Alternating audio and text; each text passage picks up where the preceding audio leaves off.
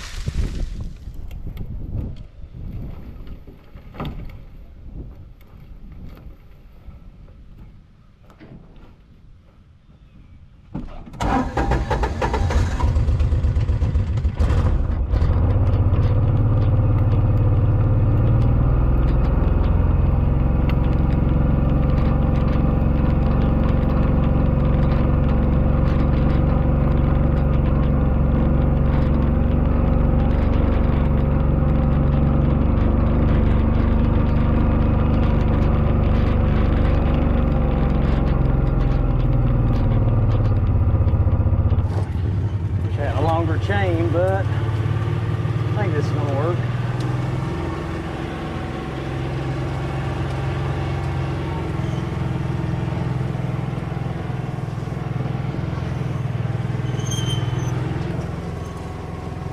Oh yeah, perfect.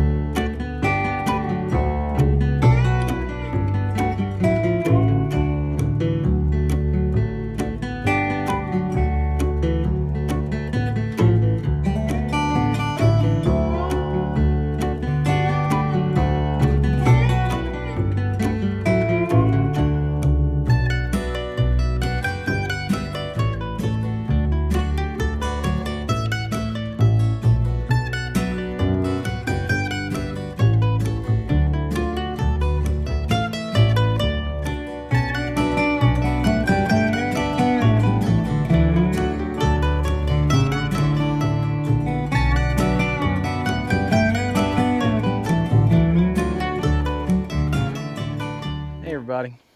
Hey, just wanted to give an update on our progress here. I lost a lot of footage due to an SD card that something happened with the formatting or something went wrong. But anyway, I lost a lot of footage on our cleanup down here. But just to give you an idea, here is kind of what we were working on earlier in the video. This was all grown out here and spilling over into the hayfield. So we went back and cut all of this back, and you can see how much we've gained here. All of this was just smothered out by this canopy and all this overgrowth that has just kept creeping its way out into the hayfield over the years. So that was a big part of this that we did, was get this cleaned up. And you can kind of see it starts to kind of go back right past this last tree. We've still got a little bit of cleanup here in this pile right here to go. But you can kind of see how thick this was, you know. And there's some larger trees here that, you know, are good little trees, but just this overgrowth here, and it, like I said, it grows out and just spills over into the hayfield. So it'll be much easier when we go to cut hay down through here. We're not getting smacked in the head with branches. And the big thing is this hay right here was really good, good and thick. But where all this was shading it in the evening sun, this never would cure out. So we couldn't bale it. So we just have to leave some of our best, thickest hay laying just because it never would cure out. So this should help that by getting some more sunshine on it. And then back over here on the property line, you can kind of see we've got it pretty well cleared out down through there. And the same down that way. Got all of our edges cleaned up. Got a string line pulled here for the fence post to go by. And it's looking really good. Like I said, I hate I lost all the footage because there was a lot of cleanup down through here that we done to make way for this fence to go down through here. You can see we've got the few fence posts set out and ready. And we come down here. We got our gate here to separate it. We're gonna probably put another post in right here and swing this gate over to this old cedar. But then that lets the cattle over there on the other side of the farm. Got some trash here we've got to get up with the dump truck. But yeah, there's a look down I'm gonna call it the alley down through there. And then one thing we've still gonna have to do before we put the fence up, this cherry tree right here, we're gonna take it down, just so we are able to get the tractor through here, because otherwise I don't think we could get it through. And in the winter we'd like to just go back and forth through here to feed hay versus getting out on the driveway. Unfortunately, this big cherry tree is leaning right over here toward our neighbors. So it's going to be a little bit tricky. But our plan is to go out here in the field with the tractor. We've got a really long rope, so we're going to get up as high as we can with the rope, and then hopefully keep enough pressure and tension on it that I can notch it right here and cut it and let it go that way, and keep it off the neighbor's building here. It's a pretty decent sized cherry tree, and I hate that it's leaning the wrong way, but that's kind of how it goes. But yeah, here's another look down the fence row. And then down here is where it really opens up and looks good. We've got some corner posts set here. We've got the T-post in the ground. This is ready for barbed wire. Got our corner up down here and the gate up. Like I said, we're just about ready to put barbed wire down through here after we fell that cherry tree. But anyway, that is an update on our regenerative farming project that we've got going on here. And like I said, our plan is to be able to move these cattle from this side where they're at right now over to the other side of the farm through this alleyway, and not have to get out on the road anywhere or put them in a trailer and take them across the driveway. But that's the plan. So I appreciate y'all sticking around. Like I said, I hate I lost that footage of the fence build and some of that cleanup, but it kind of is what it is. But just wanted to give a little update here. But I appreciate you watching, and we'll catch you on the next one.